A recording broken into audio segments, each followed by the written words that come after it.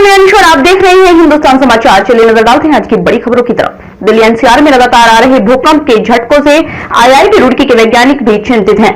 दरअसल दिल्ली एनसीआर में पिछले 2 महीने में 4 बड़े भूकंप के झटके आ चुके हैं। भले ही कोई जानमाल का नुकसान न हुआ हो, लेकिन ये बड़ा संकेत माना जा रहा है। दिखाते हैं आपको पूरी रिपोर्ट।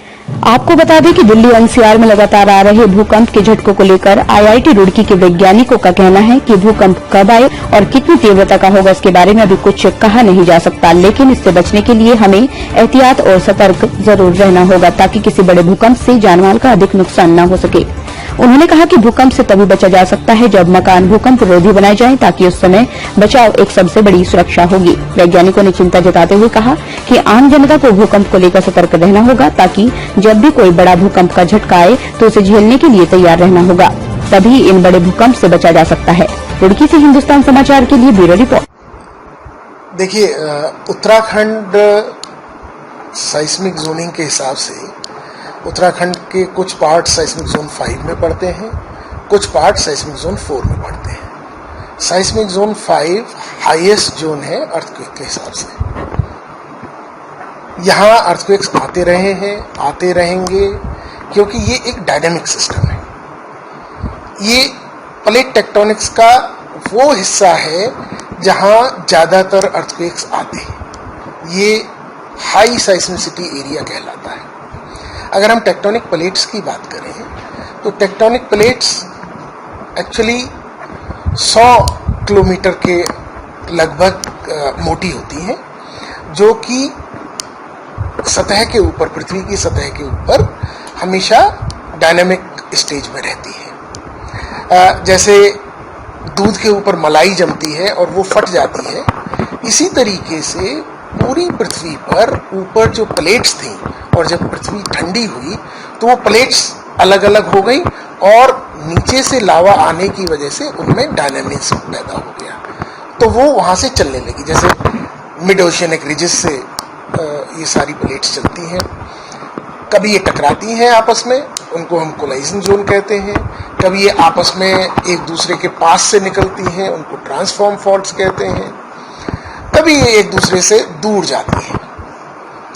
यहाँ हिमालय में इंडियन प्लेट यूरेशियन प्लेट के नीचे खसक रही है। तो अब आप अंदाजा लगा सकते हैं कि 100 किलोमीटर मोटी एक परत दूसरी 100 किलोमीटर मोटी परत के नीचे जा रही है। अब उसमें जब वो नीचे खसकती है, उस खसकने की वजह से जो एनर्जी रिलीज होती है वो भूकंप के रूप में सतह पर वाइब्रेशंस करती है। अब क्योंकि ये प्लेट मूवमेंट में है, करीब 2 से 5 सेंटीमीटर पर ईयर ये नॉर्थ की तरफ जा रही है, तो इनसे अर्थक्वेक्स आते हैं।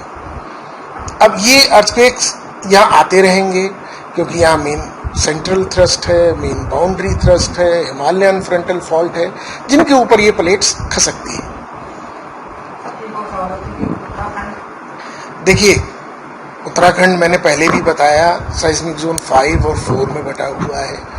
5 में बहुत बड़े अर्थक्वेक्स आने की प्रोबेबिलिटी रहती है और वो अर्थक्वेक 8 मैग्नीट्यूड तक हो सकते हैं। लोग इसको कुछ साइस्मिक गैप थ्योरी से भी लगाते हैं, हालांकि ना तो साइस्मिक गैप थ्योरी वाले इसको प्रूव कर पाए हैं कि यहाँ साइस्मिक गैप है, और ना इसके अगेंस्ट जो लोग हैं वो ऐसे कुछ एविडेंस देते हैं कि यहाँ साइस्मिक गैप नहीं है।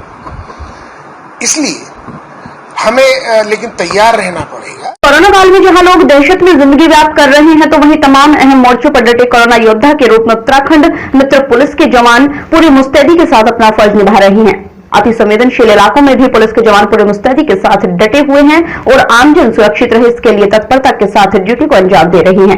कोरोना पॉजिटिव इलाकों से लेकर बॉर्डर अस्पताल जैसे अहम स्थानों पर पुलिस पूरी मुस्तैदी के साथ चुनौती भरा फर्ज निभा रही है। आपको बता दें कि कोरोना वायरस कोविड-19 के चलते दुनिया भर में हड़कंप मचा हुआ है। कोरोना के डंक से कई हंसती खेलती जिंदगियां मौत के आगोश में समा गई। कोरोना के कहर को देखते हुए देश भर में लॉकडाउन लगाया गया था, लेकिन कोरोना मरीजों की संख्या में कोई कमी नहीं हुई, बल्कि कोरोना पॉजिटिव मरीजों की संख्या में लगातार इजाफा होता रहा। करीब 3 माह बाद अनलॉक 1 किया गया, लेकिन हालात अभी भी पटरी पर नहीं दिखाई दिए। कोरोना काल के दौरान कोरोना योद्धाओं ने पूरी मुस्तैदी के साथ अपने फर्ज को अंजाम दिया। डॉक्टर, पत्रकार, सफाई कर्मियों से लेकर पुलिस प्रशासन तक अपने अपने मोर्चों पर डटे रहे। सबसे बड़ी चुनौती पुलिस कर्मियों के सामने बनी बाहरी प्रदेशों से आने वाले यात्रियों को बॉर्डर पर रोक कर उनका टेस्ट कराना, कोरोना पॉजिटिव इलाकों में ड्यूटी को अंजाम देना पुलिस कर्मियों के लिए चुनौती भरा फर्ज बना। जिन इलाकों को सील किया गया है उन इलाकों में भी पुलिस बल पूरी मुस्तैदी के साथ अपनी ड्यूटी को करता नजर आया। देखिए, ये जन सेवा का कार्य है और बॉर्डर पर हो, चाहे क्वारंटाइन सेंटर हो, चाहे कंटेनमेंट जोन हो, प्रॉपर उनकी निगरानी ये पुलिस के लिए एक चुनौती है और ऐसी चुनौतियां पुलिस को स्वीकार है। पुलिस सभी आवश्यक एहतियात बरतते हुए, उस सेवा भाव को बरकरार रखते हुए पूरे समर्पण से अपनी ड्यूटी को अंजाम देने में जुटी हुई है और उनका मनोबल बढ़ाने के लिए हम सब सचेष्ट हैं। उनके साथ कंधे से कंधा लग के एक दूसरे का प्रेरक बनकर इस जन सेवा के कार्य को, जनहित के कार्य को आगे बढ़ाया जाएगा। Kelvin industries wholesaler and retailer सभी प्रकार के AC, fridge, washing machine, microwave, ceiling fan, LED TV आदि होलसेल रेट पर लेने के लिए कांटेक्ट करें। Contact number 9761343124। Address kelvin industries, industrial area, RIT college के सामने, पुहाना रोड की। बात करते हैं हरिद्वार जिले की, जहां फर्जी शिक्षकों की संख्या में लगातार इजाफा हो रहा है। अब तक 25 से अधिक शिक्षक एसआईटी जांच में फर्जी पाए गए हैं, जिससे शिक्षा विभाग में भी हड़कंप मचा हुआ है। वहीं पिछले दिनों रुड़की ब्लॉक में 4 शिक्षकों के मौल निवास प्रमाण पत्र फर्जी पाए जाने पर उनकी सेवाएं समाप्त की गई, जिनमें 3 शिक्षक एक ही स्कूल में तैनात थे। आइए दिखाते हैं पूरी खबर विस्तार से। साथ ही शिक्षकों के खिलाफ मुकदमे भी दर्ज किए गए हैं, लेकिन अब इससे बड़ा सवाल शिक्षा विभाग पर उठना भी लाजमी है कि इतने लंबे समय से शिक्षक स्कूल के बच्चों को पढ़ा रहे थे, उन पर आज तक कार्रवाई क्यों नहीं की गई, ये एक बड़ा सवाल है। वहीं जिला शिक्षा अधिकारी बेसिक ब्रह्मपाल सैनी का कहना है कि कई शिक्षकों के फर्जी प्रमाण पत्रों के मामले में सेवाएं समाप्त की गई हैं, साथ ही कई और शिक्षकों की जांच एसआईटी में चल रही है, उसके बाद कार्रवाई की जाएगी। फर्जी तरीके से जिन शिक्षकों को तैनाती मिली होगी उनके खिलाफ लगातार कार्रवाई की जा रही है। कुछ टीचर ऐसे हैं जिनकी सेवाएं समाप्त की जा चुकी हैं फर्जी प्रमाण पत्र के आधार पर, और कुछ की जांच चल रही है, एसआईटी जांच कर रही है, कुछ हमारे यहाँ प्रोसीडिंग में हैं। तो उनकी जब प्रोसीडिंग खत्म हो जाएगी तो जांच पूरी होने के बाद उन सबके खिलाफ भी कार्रवाई की जाएगी। कल तो 4 टीचर टर्मिनेट हुए, वो 3 तो एक ही स्कूल के थे और रुड़की ब्लॉक के थे, चारों एक स्कूल के थे उसमें, और बाकी अभी 5 लोगों के खिलाफ प्रोसीडिंग जारी है हमारे यहाँ।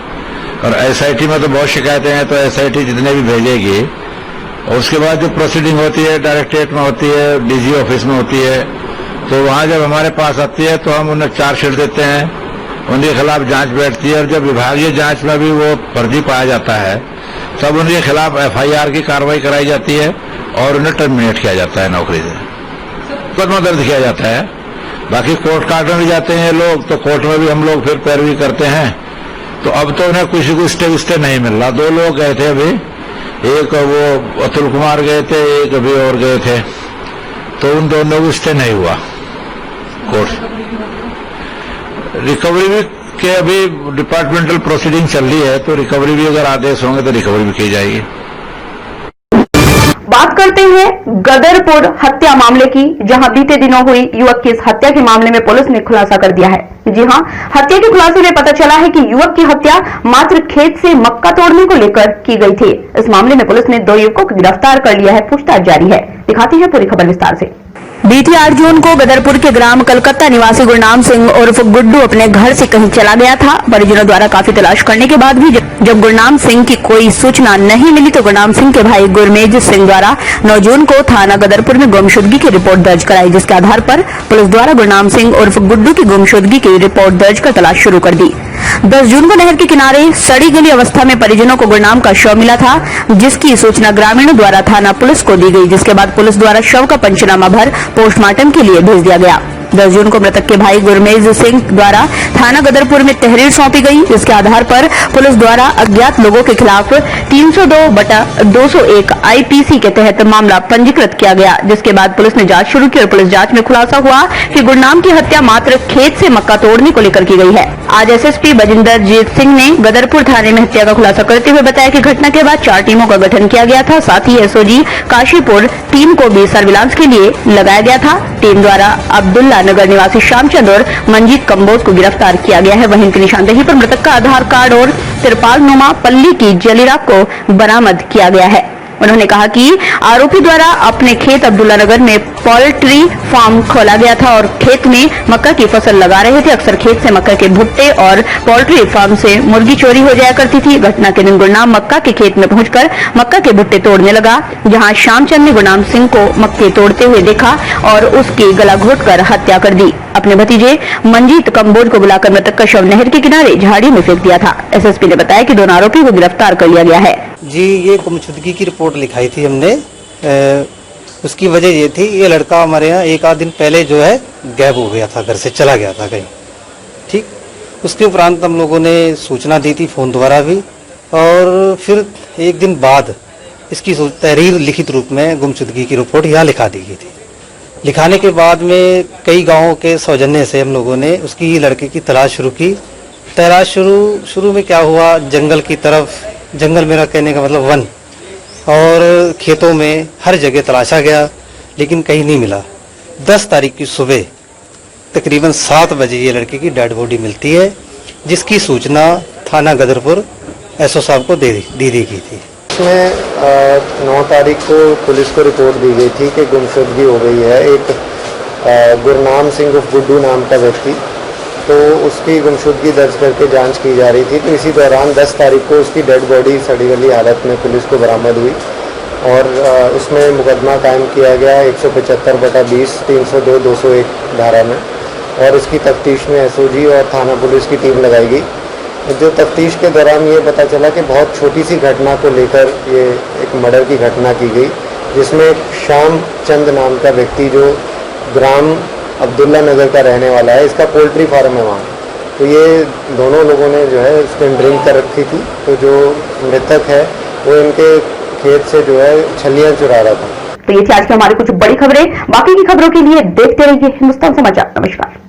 देश दुनिया की हर छोटी बड़ी खबर देखने के लिए हमारे चैनल हिंदुस्तान समाचार को सब्सक्राइब करें और बेल आइकन दबाएं, जिससे आपको हर खबर समय से मिलती रहे।